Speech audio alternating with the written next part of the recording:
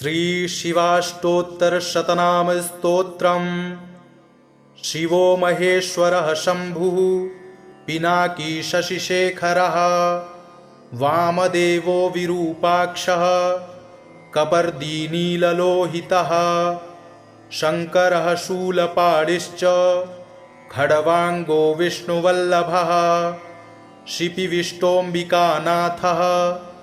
श्रीकण्ठो भक्तवत्सलः, भवः शर्वस्त्रिलोकेशः शितिकण्ठः शिवाप्रियः, उग्रः कपाली कामारी रन्धकासुरसूदनः, गङ्गाधरो ललाटाक्षः कालकालः कृपानिधिः, भीमः परशुहस्तश्च मृगपाणिर्जटाधरः, कैलासवासी कवची कठोरस्त्रिपुरान्तकः,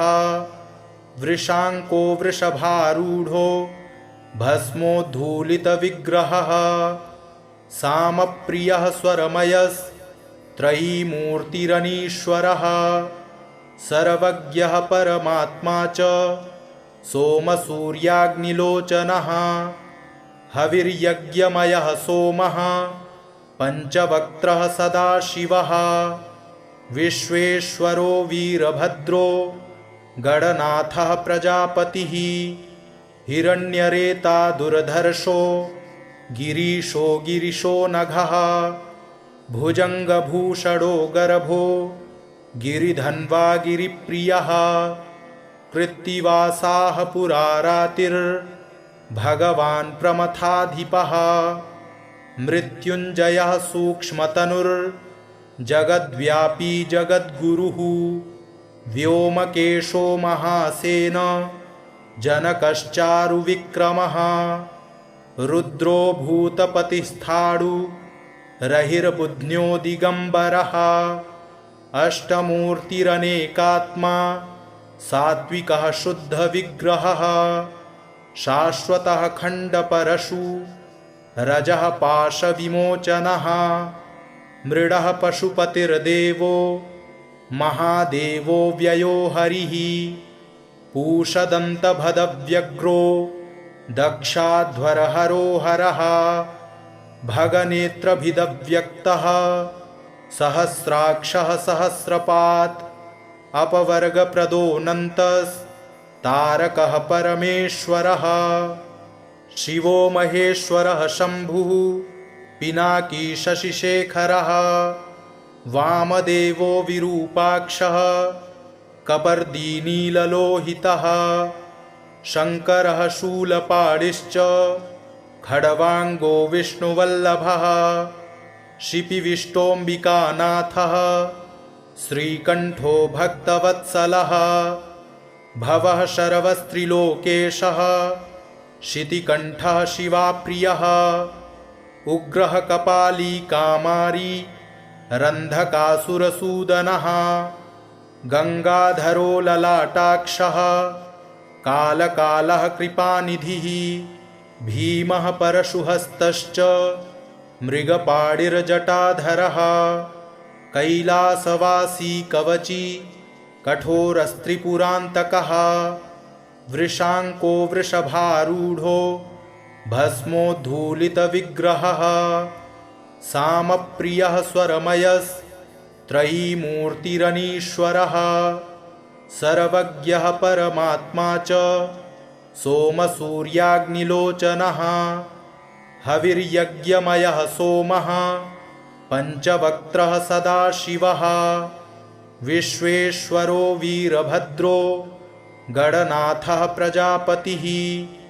हिरण्यरेता दुर्धर्षो गिरीशो गिरिशो नघः,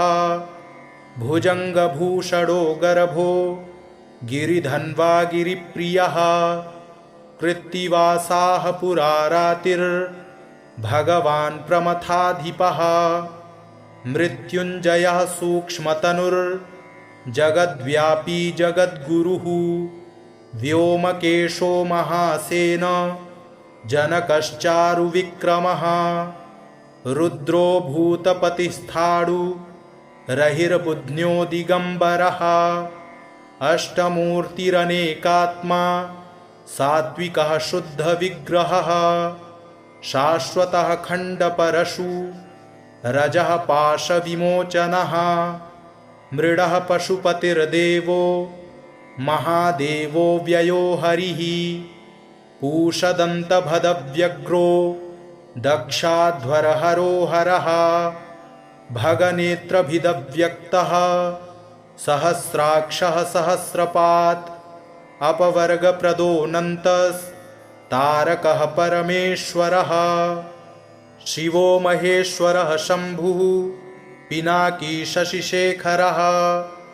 वामदेवो विरूपाक्षः कपर्दी नीललोहितः शङ्करः शूलपाणिश्च खड्वाङ्गो विष्णुवल्लभः शिपिविष्टोऽम्बिकानाथः श्रीकण्ठो भक्तवत्सलः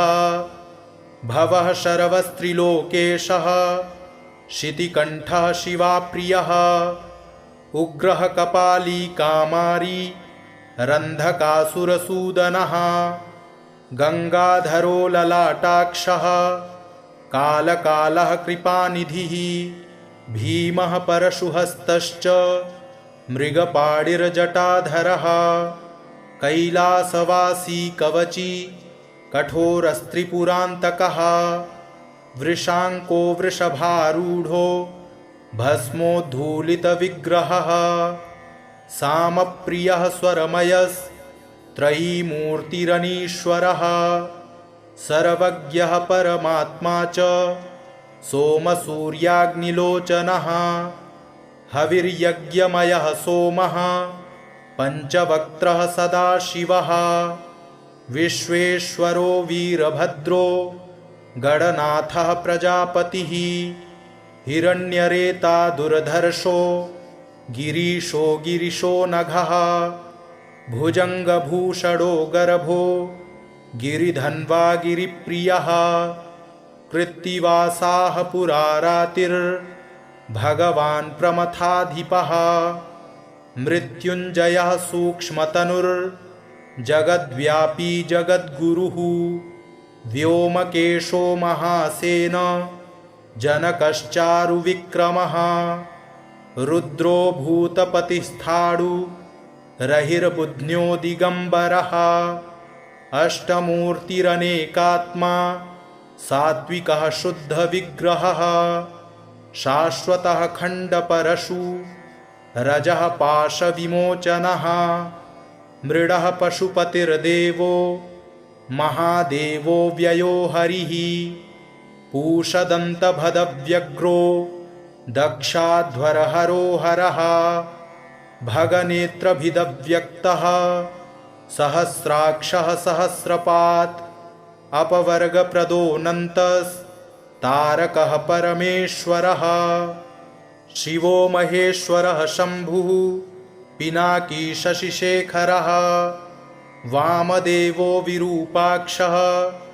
कपर्दी नीललोहितः शङ्करः शूलपाणिश्च खड्वाङ्गो विष्णुवल्लभः शिपिविष्टोऽम्बिकानाथः श्रीकण्ठो भक्तवत्सलः भवः शर्वस्त्रिलोकेशः शितिकण्ठः शिवाप्रियः उग्रः कपाली कामारी रन्धकासुरसूदनः गङ्गाधरो ललाटाक्षः कालकालः कृपानिधिः भीमः परशुहस्तश्च मृगपाणिर्जटाधरः कैलासवासी कवची कठोरस्त्रिपुरान्तकः वृषाङ्को वृषभारूढो भस्मोद्धूलितविग्रहः सामप्रियः स्वरमयस्त्रयीमूर्तिरनीश्वरः सर्वज्ञः परमात्मा च सोमसूर्याग्निलोचनः हविर्यज्ञमयः सोमः पञ्चवक्त्रः सदाशिवः विश्वेश्वरो वीरभद्रो गणनाथः प्रजापतिः हिरण्यरेता दुर्धर्षो गिरीशो गिरिशो नघः भुजङ्गभूषणो गर्भो गिरिधन्वा गिरिप्रियः कृत्तिवासाः पुरारातिर्भगवान् प्रमथाधिपः मृत्युञ्जयः सूक्ष्मतनुर्जगद्व्यापी जगद्गुरुः व्योमकेशो महासेन जनकश्चारुविक्रमः रुद्रो भूतपतिस्थाणु रहिर्बुध्न्यो दिगम्बरः अष्टमूर्तिरनेकात्मा सात्विकः शुद्धविग्रहः शाश्वतः खण्डपरशु रजः पाशविमोचनः मृडः पशुपतिर्देवो महादेवो व्ययो हरिः पूषदन्तभदव्यग्रो दक्षाध्वरहरो हरः भगनेत्रभिदव्यक्तः सहस्राक्षः सहस्रपात् अपवर्गप्रदोऽनन्तस्तारकः परमेश्वरः शिवो महेश्वरः शम्भुः पिनाकी शशिशेखरः वामदेवो विरूपाक्षः कपर्दीनीललोहितः शङ्करः शूलपाणिश्च खड्वाङ्गो विष्णुवल्लभः शिपिविष्टोऽम्बिकानाथः श्रीकण्ठो भक्तवत्सलः भवः शर्वस्त्रिलोकेशः शितिकण्ठः शिवाप्रियः उग्रः कपाली कामारी रन्धकासुरसूदनः गङ्गाधरो ललाटाक्षः कालकालः कृपानिधिः भीमः परशुहस्तश्च मृगपाणिर्जटाधरः कैलासवासी कवची कठोरस्त्रिपुरान्तकः वृषाङ्को वृषभारूढो भस्मोद्धूलितविग्रहः सामप्रियः स्वरमयस्त्रयीमूर्तिरनीश्वरः सर्वज्ञः परमात्मा च सोमसूर्याग्निलोचनः हविर्यज्ञमयः सोमः पञ्चवक्त्रः सदाशिवः विश्वेश्वरो वीरभद्रो गणनाथः प्रजापतिः हिरण्यरेता दुर्धर्षो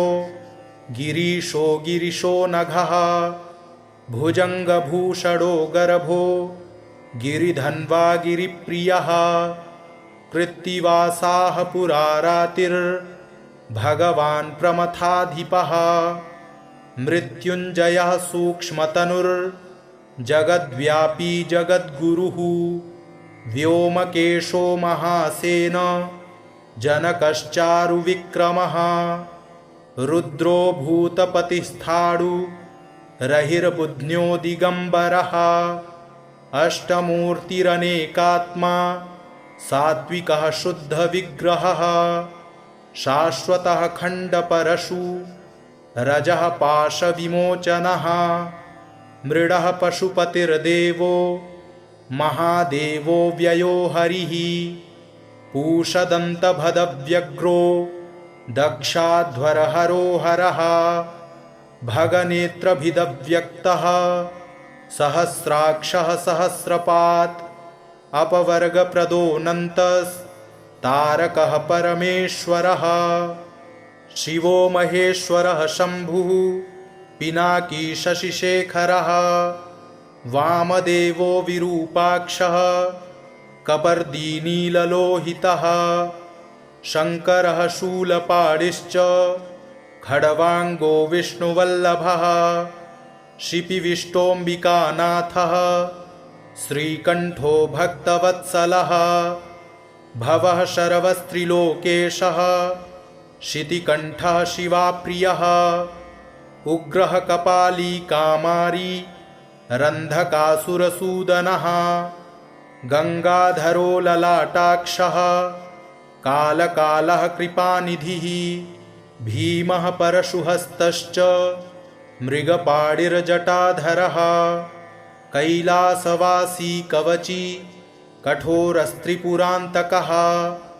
वृषाङ्को वृषभारूढो भस्मोद्धूलितविग्रहः सामप्रियः स्वरमयस्त्रयीमूर्तिरनीश्वरः सर्वज्ञः परमात्मा च सोमसूर्याग्निलोचनः हविर्यज्ञमयः सोमः पञ्चवक्त्रः सदाशिवः विश्वेश्वरो वीरभद्रो गणनाथः प्रजापतिः हिरण्यरेता दुर्धर्षो गिरीशो गिरिशो नघः भुजङ्गभूषणो गर्भो गिरिधन्वा गिरिप्रियः कृत्तिवासाः पुरारातिर्भगवान् प्रमथाधिपः मृत्युञ्जयः सूक्ष्मतनुर्जगद्व्यापी जगद्गुरुः व्योमकेशो महासेन जनकश्चारुविक्रमः रुद्रो भूतपतिस्थाणु रहिर्बुध्न्यो दिगम्बरः अष्टमूर्तिरनेकात्मा सात्विकः शुद्धविग्रहः शाश्वतः खण्डपरशु रजः पाशविमोचनः मृडः पशुपतिर्देवो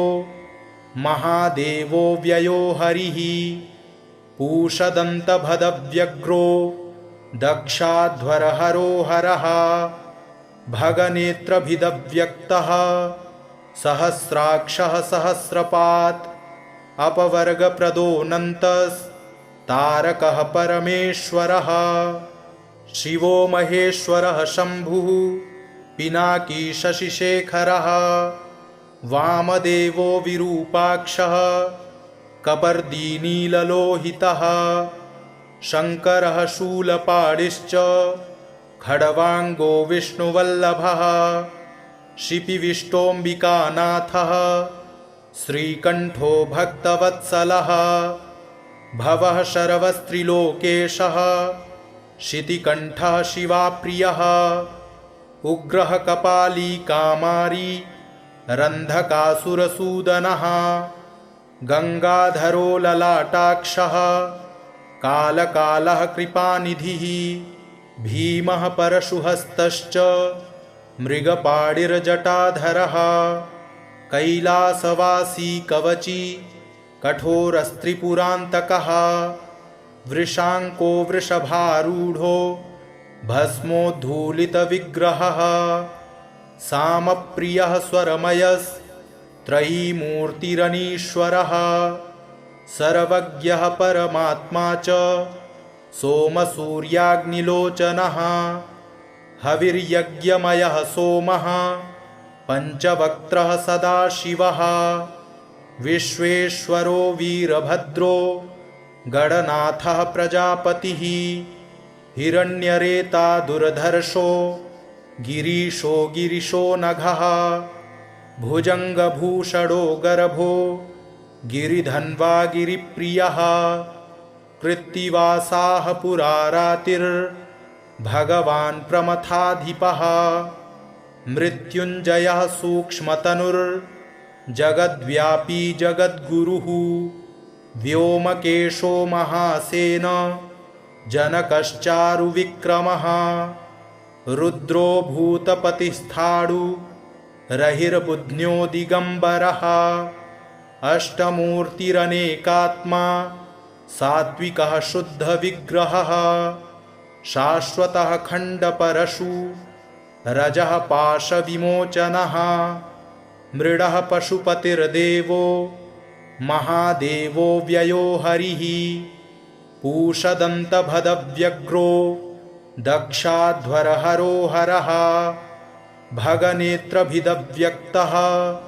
सहस्राक्षः सहस्रपात्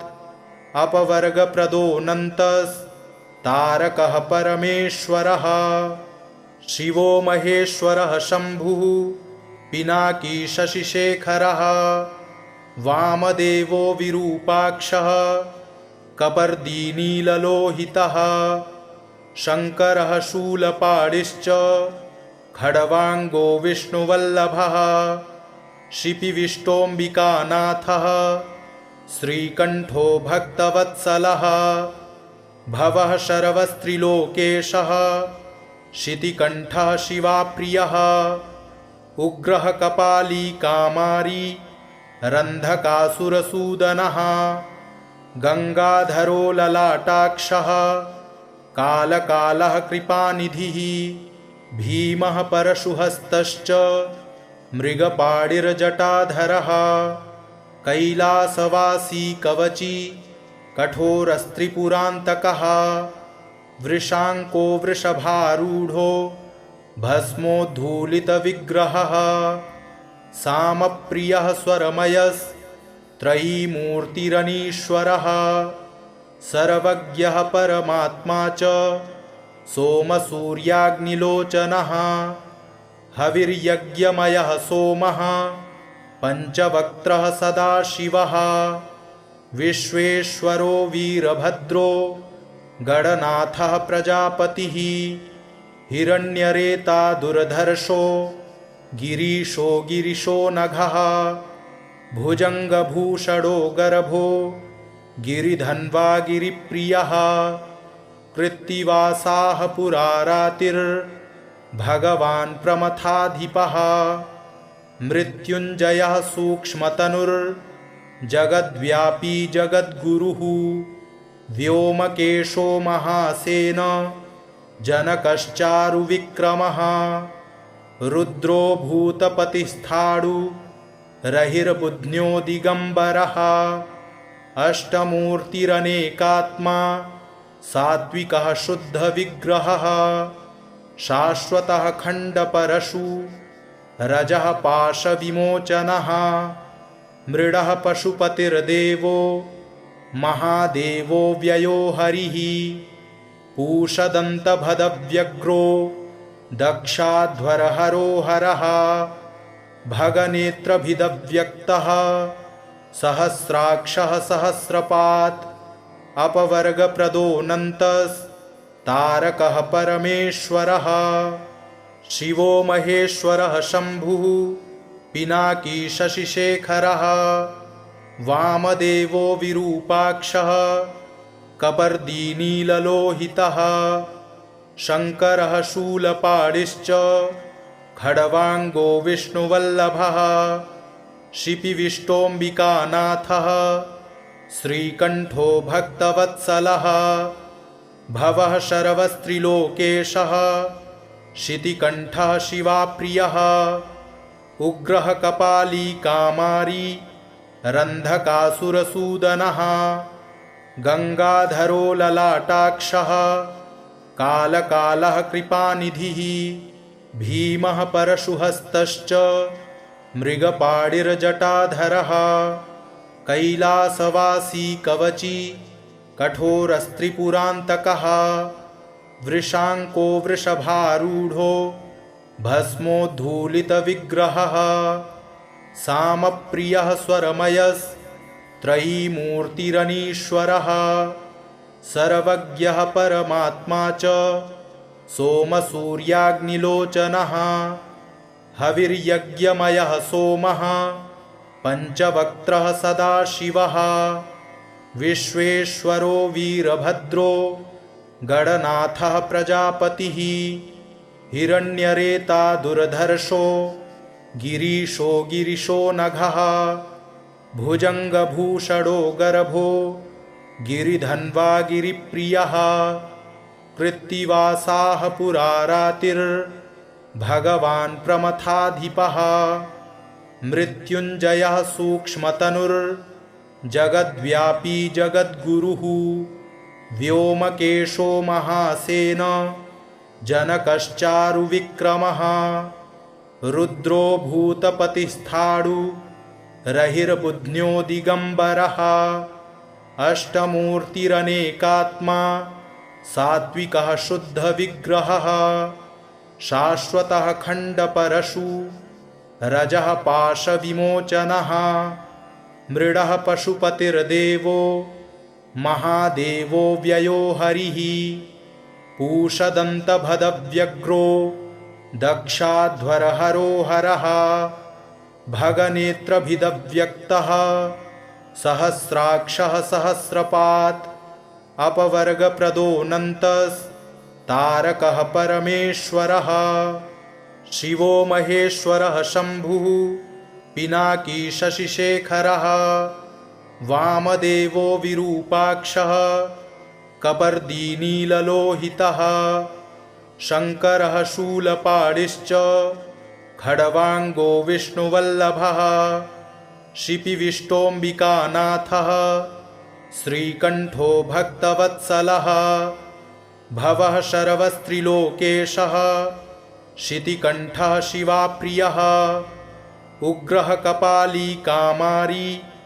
रन्धकासुरसूदनः गङ्गाधरो ललाटाक्षः कालकालः कृपानिधिः भीमः परशुहस्तश्च मृगपाणिर्जटाधरः कैलासवासी कवची कठोरस्त्रिपुरान्तकः वृषाङ्को वृषभारूढो भस्मोद्धूलितविग्रहः सामप्रियः स्वरमयस्त्रयीमूर्तिरनीश्वरः सर्वज्ञः परमात्मा च सोमसूर्याग्निलोचनः हविर्यज्ञमयः सोमः पञ्चवक्त्रः सदाशिवः विश्वेश्वरो वीरभद्रो गणनाथः प्रजापतिः हिरण्यरेता दुर्धर्षो गिरीशो गिरिशो नघः भुजङ्गभूषणो गर्भो गिरिधन्वा गिरिप्रियः कृत्तिवासाः पुरारातिर्भगवान् प्रमथाधिपः मृत्युञ्जयः सूक्ष्मतनुर्जगद्व्यापी जगद्गुरुः व्योमकेशो महासेन जनकश्चारुविक्रमः रुद्रो भूतपतिस्थाणु रहिर्बुध्न्यो दिगम्बरः अष्टमूर्तिरनेकात्मा सात्विकः शुद्धविग्रहः शाश्वतः खण्डपरशु रजः पाशविमोचनः मृडः पशुपतिर्देवो महादेवो व्ययो हरिः पूषदन्तभदव्यग्रो दक्षाध्वरहरो हरः भगनेत्रभिदव्यक्तः सहस्राक्षः सहस्रपात् अपवर्गप्रदोऽनन्तस्तारकः परमेश्वरः शिवो महेश्वरः शम्भुः पिनाकी शशिशेखरः वामदेवो विरूपाक्षः कपर्दी नीललोहितः शङ्करः शूलपाणिश्च खड्वाङ्गो विष्णुवल्लभः शिपिविष्टोऽम्बिकानाथः श्रीकण्ठो भक्तवत्सलः भवः शर्वस्त्रिलोकेशः शितिकण्ठः शिवाप्रियः उग्रः कपाली कामारी रन्धकासुरसूदनः गङ्गाधरो ललाटाक्षः कालकालः कृपानिधिः भीमः परशुहस्तश्च मृगपाणिर्जटाधरः कैलासवासी कवची कठोरस्त्रिपुरान्तकः वृषाङ्को वृषभारूढो भस्मोद्धूलितविग्रहः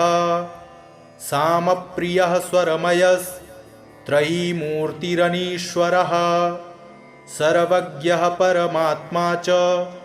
सोमसूर्याग्निलोचनः हविर्यज्ञमयः सोमः पञ्चवक्त्रः सदाशिवः विश्वेश्वरो वीरभद्रो गणनाथः प्रजापतिः हिरण्यरेता दुर्धर्षो गिरीशो गिरिशो नघः भुजङ्गभूषणो गर्भो गिरिधन्वा गिरिप्रियः कृत्तिवासाः पुरारातिर्भगवान् प्रमथाधिपः मृत्युञ्जयः सूक्ष्मतनुर्जगद्व्यापी जगद्गुरुः व्योमकेशो महासेन जनकश्चारुविक्रमः रुद्रो भूतपतिस्थाणु रहिर्बुध्न्यो दिगम्बरः अष्टमूर्तिरनेकात्मा सात्विकः शुद्धविग्रहः शाश्वतः खण्डपरशु रजः पाशविमोचनः मृडः पशुपतिर्देवो महादेवो व्ययो हरिः पूषदन्तभदव्यग्रो दक्षाध्वरहरो हरः भगनेत्रभिदव्यक्तः सहस्राक्षः सहस्रपात्